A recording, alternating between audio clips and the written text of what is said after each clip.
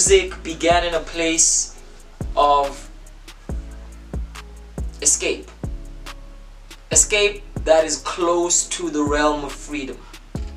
Running away from the oppression using this powerful tool in order to find, eventually, in our escape, a place where we can empower ourselves. Enter capitalism in the music industry, it gets hijacked by this need to sell. And what that does is that it changes a lot of the mindset when it comes to songwriting. The songs are geared for the very same escapism that it began in. And there's a great void, a gaping one, for the importance of songwriting. Now, there have been rap songwriters in the lineage of hip-hop's history who have really sparked and initiated the highest points of the rap songwriting lineage. Why am I raving about all of this? Thato Saul is that ilk of an artist.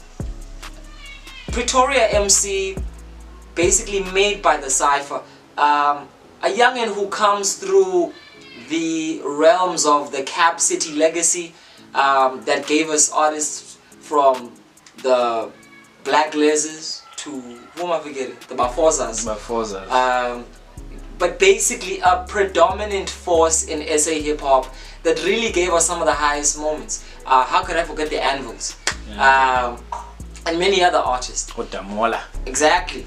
You can clearly tell Thato Saul comes right from the wings of those kinds of artists. His attention to the detail of storytelling, his importance in securing himself in the authenticity, that A word again, of his story and where he comes from. Saulsville, Pretoria. He wraps it around the narrative of English. He has echoes of something that aspires to be international, and yet he anchors himself very much in where he comes from.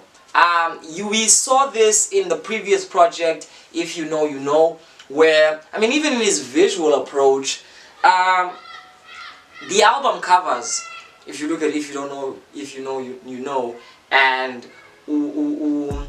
Life is Gangsta, both look like snapshots of his environment. It's him just chilling in his hood. And I like that. There's no glaring anticipation to try and present yourself as something larger than life.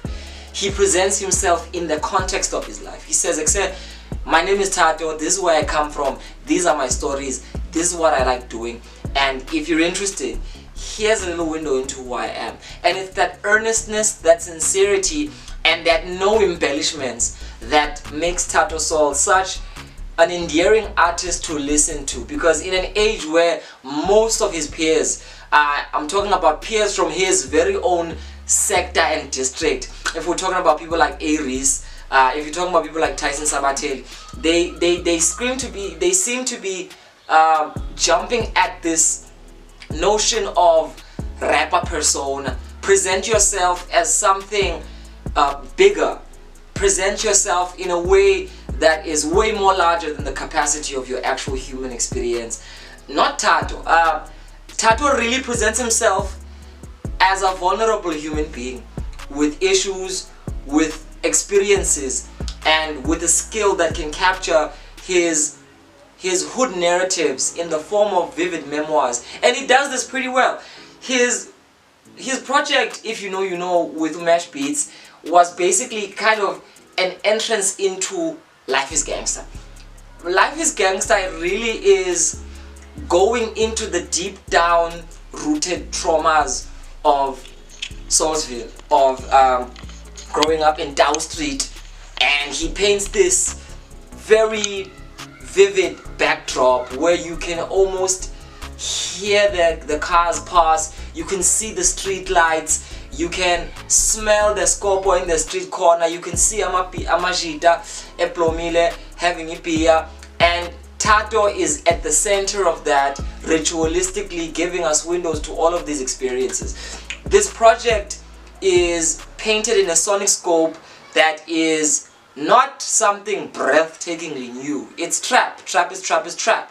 And it's done in a way where I feel like some of the beats tend to be a lot monotonous. For instance, the overt use of flute synths in a lot of the songs, the very similar synths and sounds are used in the soundscape of this album, and it can be a good or a bad thing, because good in the sense that it anchors the project in a way where the world is the same. This is the same universe. You don't feel like you're jumping in and out of places that force you to, as the listener, make a leap by your own account. You're really slowly taken into this life that is gangster. And it is done through openly sparsed kicks. It's done through, again, these whispering flute synths, which can somehow feel like the same song, like on songs like Modimo Tlapeli and Kwabo Fero.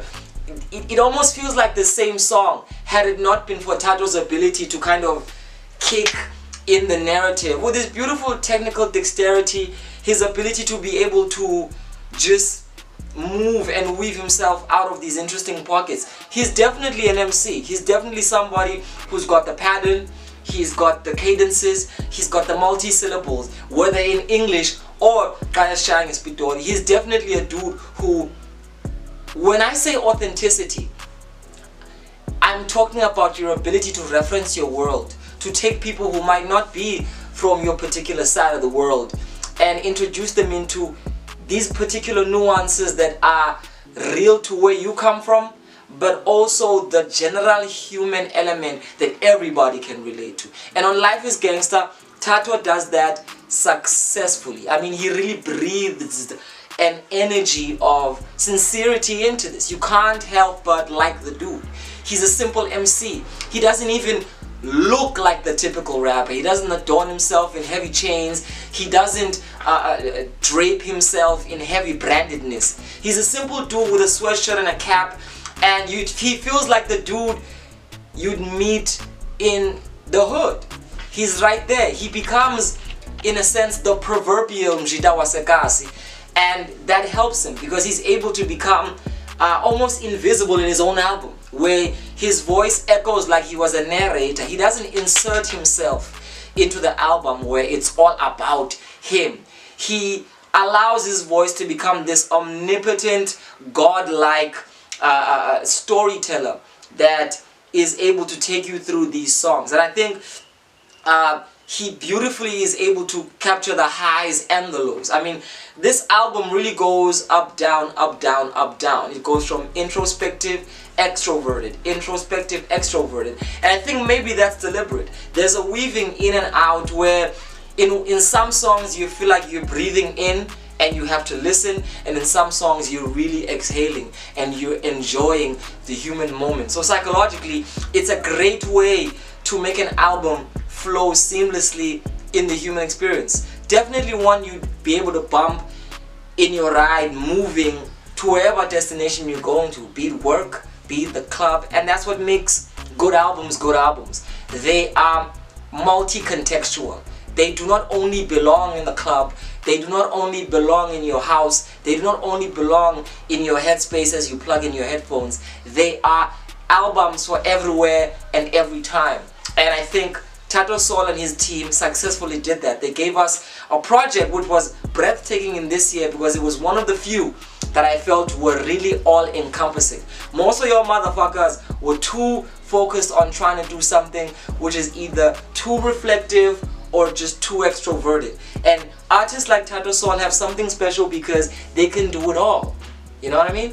And Jesus, what anchors this project so beautifully is the title track, where he goes into a narrative of his own personal challenges, and right when he's narrating it, his voice fades and the sentence he was rapping is taken over by a Ricky Rick interview, where Ricky speaks on his own traumas and his own agony, ending off the album in this very haunting message that the gangsterness in life is caused by these subtle elements that make it difficult for us to go through our lives without feeling like we are carrying an existential weight. An existential weight that, directly speaking, is done by the colonial, the architecture of apartheid and its legacy, even now on young millennials and and Gen Z generations.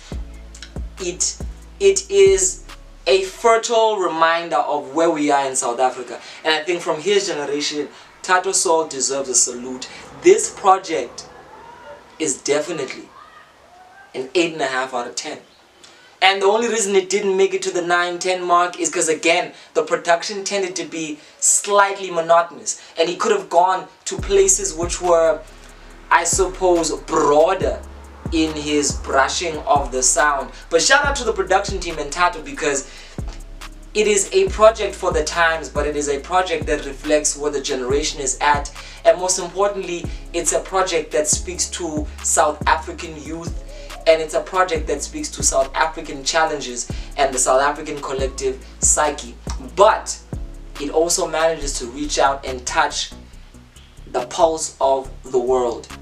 And what do you want from an MC other than that? I gotta salute this project. I really enjoyed this. It's been an interesting journey for the MC called Thato Saul. And I, for one, am interested to see how this new Pretoria wave of rappers like Thato, Tyson, let's include Maglera there as well. Let's talk about Reese, negotiating the politics of identity, their role in rap, and where the future is to go from here. I want to say shout out Thato. Life is definitely gangsta, and albums like this are the cure. My name is VJ, the brother from the ancient mother. If rappers are going to put out projects like this, then maybe the kids are safe after all.